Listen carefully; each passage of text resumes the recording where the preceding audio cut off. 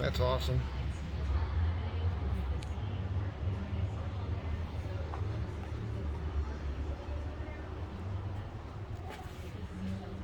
Back at Hooper's, they always do good work.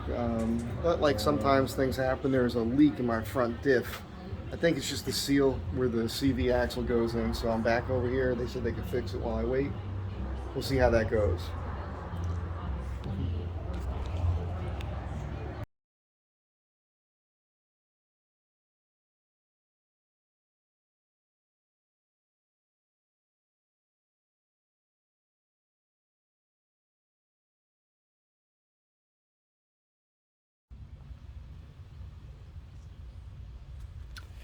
So once again, we are under the Astro van, and I was under here yesterday working on these shocks. And when I came under here, I noticed this whole axle was coated in grease, and all this was coated up in here. And then I saw this pan, and then I started looking at other areas, and it was all coated in grease. And I noticed there was a couple drips up front. So, yeah, we just had the 410 gears done, right? I called the guys over Hooper's. They said, we'll get it over here, you know, because it was clearly leaking from the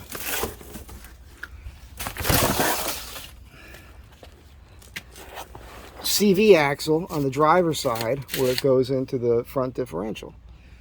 And try to get you underneath here.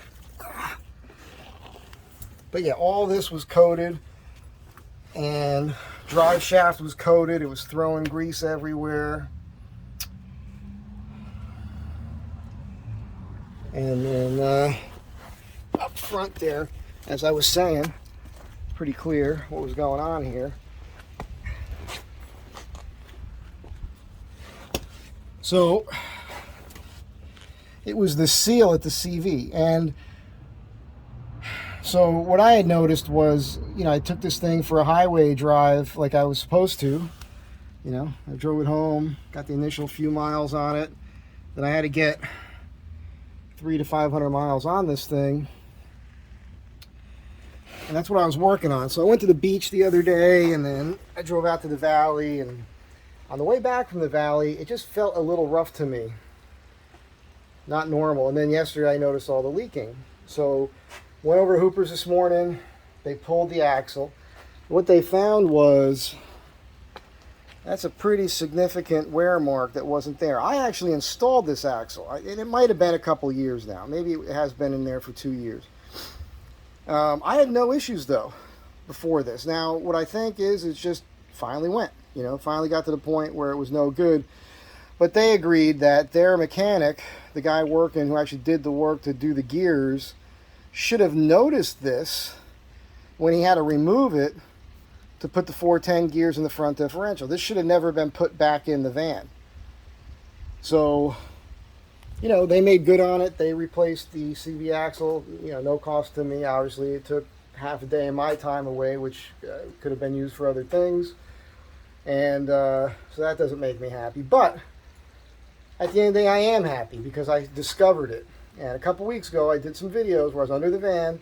I was trying to point out the importance of inspecting the undercarriage of your van. It's even more important to inspect your vehicle right after you have work done. Specifically, if you have some work done and then you drive it a little bit, you want to get underneath there and you want to inspect what the other guy did. Not to go looking for problems, but just to double check, because human beings make mistakes. I make mistakes. We all make mistakes.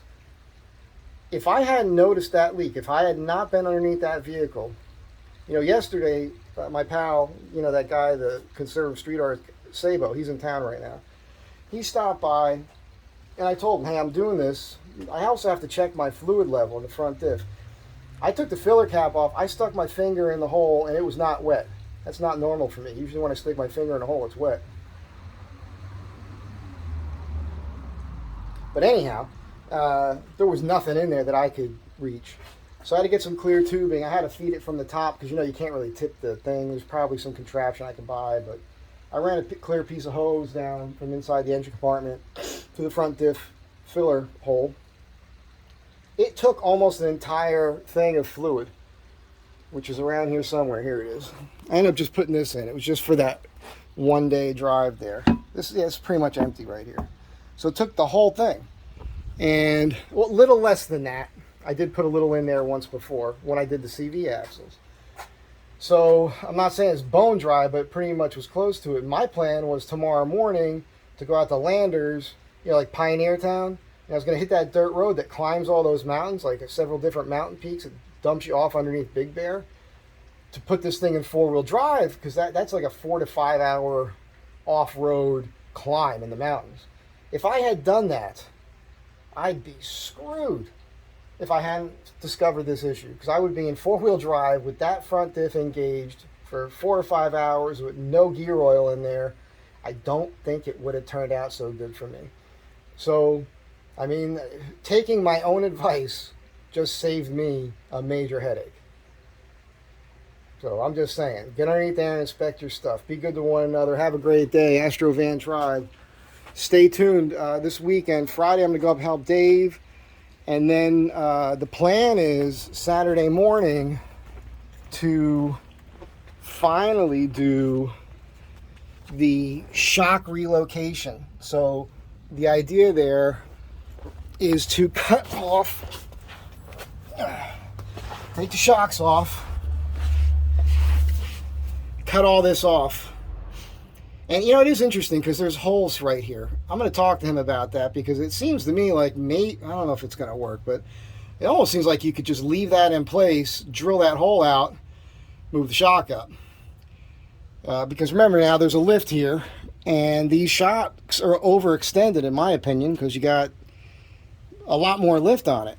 They just happen to reach. I don't think they're in their optimum position to do their job. They should be shorter. Right now, they're kind of fully extended, so they're not really doing what they're designed to do. So if we do cut these off all the way, he has some tabs we could weld in there that are replacement shock mounts. The idea here is you get the shock to mount at this point. You now have just gained all this clearance, ground clearance. I mean, you still got your diff, but on the sides, it's more important. And that's a big deal because it gets your shocks to the point where they're working closer to the factory length so they can do their job again. Look, people talk about these, there's a Monroe coilover shock that a lot of people put on. I'm considering getting those. People put them on when they have a sag instead of putting new leaf springs on. And they say it gives them about 1.5 inches of height when they do that.